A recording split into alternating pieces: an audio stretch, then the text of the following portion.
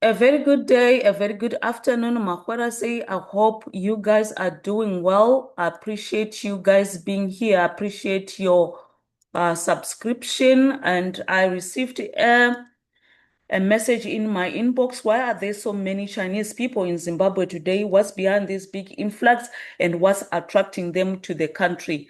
That's a question that you and I should be asking ourselves, and anyone else who is interested in Zimbabwe should be asking themselves the very same question.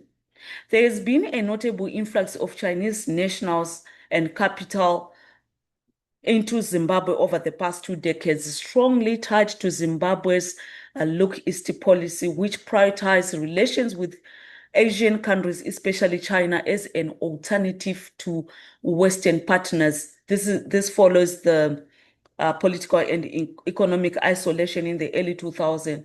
When the Western countries imposed the sanctions on Zimbabwe, Zimbabwe was isolated, left with no trading partners, so they looked east. That's what explains all this Chinese community in Zimbabwe, which has uh, grown significantly from the early 2000s. And it started off with Chinese shopkeepers, and now it has expanded into broader investment and migration, especially in mining, manufacturing, and infrastructure development. By 2024, China control about 90% of the mining sector in Zimbabwe, contributing billions, of course, in capital annually.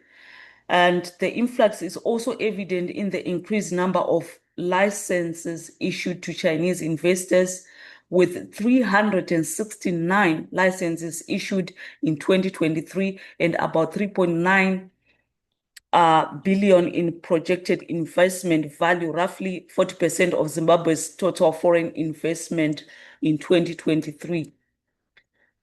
And last year in September, the Center for Natural Resource Governance launched its much anticipated report titled Investment or Plunder, an analysis of Chinese investment in Zimbabwe's extractive sector. The event brought together stakeholders from various sectors, shedding light to the complex dynamics of Chinese investment in Zimbabwe's mining industry, which now dominates the landscape. According to Mr. Farai Magu, who is the executive director, he said in 2023 alone, Sino Investments, which is Chinese owned, in Zimbabwe's mining sector saw 121 investors contributing a staggering 2.79 billion. And these projects are found in all 64 districts of Zimbabwe, right? So this is quite huge. This is a huge investment and a huge influx.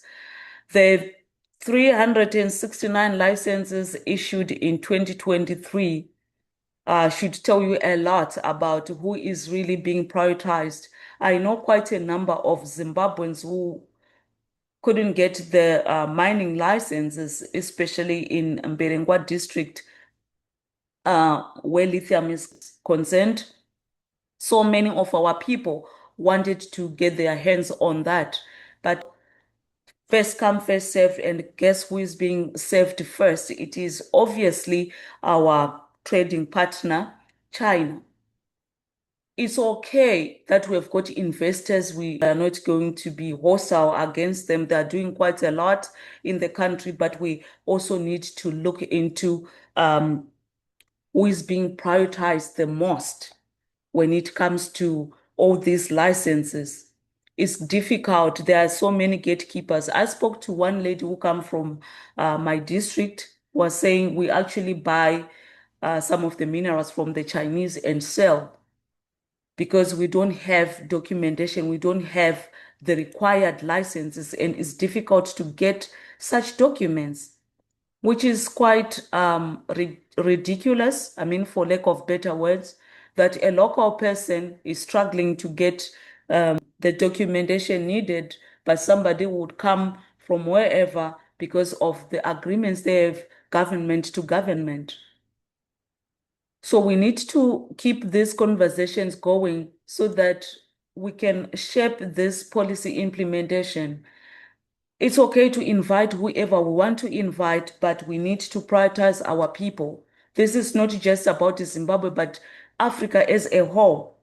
Our people needs to be served first. If a Chinese company comes to invest in the country, we need to make sure that we give our people the first option. If a project require 1 billion, let us ask our people first, can you put together 1 billion in the next 12 months? If not, we can look for other people. I know quite a number of Zimbabweans in diaspora that can actually put together that money and invest in the country. But it's quite difficult to do that when all of this information is not readily available on government websites. We just hear about it. Senior investments have launched this, have launched that. We actually didn't know that there's such a program or there's such a need. So let us be transparent in terms of sharing this information. Different government departments must always share this information with our people before taking it out there. I think this will definitely work for everybody. We want to make sure that our children's future is secured. We want to make sure that our people are prioritized. So as much as we can also sit here and highlight the grievances, we need to encourage each other as Zimbabweans to make sure that we are involved in all the discussions happening back home. I know we sit behind mics on social media. We talk about these things. We tell each other what is not working. But when it comes to going to Zim, or being on the ground, go to Harare, ask it the right questions, hold people accountable, pushing for certain reforms to happen within our communities. We take a step back. We expect somebody to do it. I've seen so many conversations on social media where people say, if your parents are still voting for ZANU PF, don't send money to them, don't send groceries. We are punishing people who are on the ground. We have to deal with the Chinese face to face, but you are sitting in your lashy home somewhere in the UK. You are sitting in South Africa, in the USA. You are enjoying aircon. Everything is okay, it's nice, but you are expecting somebody who is on the ground to vote right. No, they vote for what they see. If they see their son who is not working, who hasn't worked in Zimbabwe for the past 5 to 10 years, getting a job at a mining company, they will go with that. They will praise their minister for bringing in investors. Some of our old people who are actually voting don't have all that information. They might not even understand the extent to which uh, these investors are destroying or looting the company. They might not, the country, sorry, they might not even understand it. But it takes you and I to keep on sharing the information. I was in Ndanga, Masvingo, that area that you see right there. That's Ndanga in Masvingo. That mountain is called Boromoka. I grew up right there. I visited the area in 2022, and the village headman called a meeting to discuss some issues and some projects that were running in the village. The meeting was at 7 a.m. I got there around 7:15. There were people, the meeting had already started. There were people, old people, women, men. They arrived around 6 a.m. waiting for the village headman to arrive. There were programs that they were introducing, like soccer. That was one of the programs, soccer for the youth. The youth leader, who was a man who is like in his 60s, that was the youth leader for that program. It was funny, but I just loved the whole setup, how they came together for that meeting. And I witnessed something, how they were so involved. You are sitting in diaspora and highlighting things that are not working in Zimbabwe, but these people are so organized, making decisions that affect the country, talking about the youth, the programs they need to stay fit. Talking about there's this program they run towards the planting season where they receive seeds, fertilizers. People were putting their names and their ID numbers. It's all well planned and well organized. They just follow the whatever the village headman bring in. He attends the meeting at the chief's house. The chief speak to the ministers. It's some sort of a hierarchy. And you are on social media, you are not at that meeting. You are not contributing, you are not saying anything. You are banging your screen on Facebook. Come election time, people with cars in the village, they will help to transport villagers to go to the polling stations. Somebody will put in money, fuel to make sure that everybody goes to vote. Guess what people in diaspora do? Who did you vote for? Oh my God. You are voting for these people. Look, this is what they are doing. They're destroying the country. They're bringing in the Chinese. You are not there. You are not there to educate your old people. You want to punish your own parents by not sending them money? It's okay. Guess who's going to be there? The village man, the village head man is going to give them seeds to plant. He's going to give them fertilizers. It continues. They don't have to go with a machete to the old people in the village. I'm telling you this. Well, there are some areas maybe in town where people have been beaten up to vote for someone, but in the villages, it is that person they see all the time that they are going to vote for. You cannot speak from diaspora and expect them to listen to you.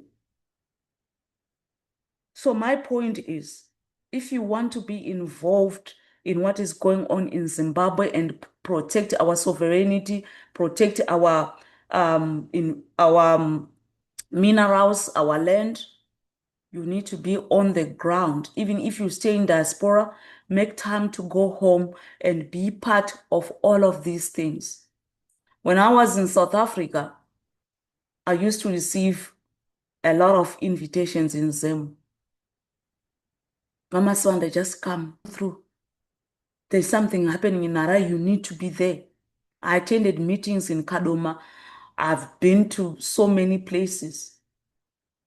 I used to go because that's where you meet people who are making decisions for the whole country, for the future of Zimbabwe. We can do this.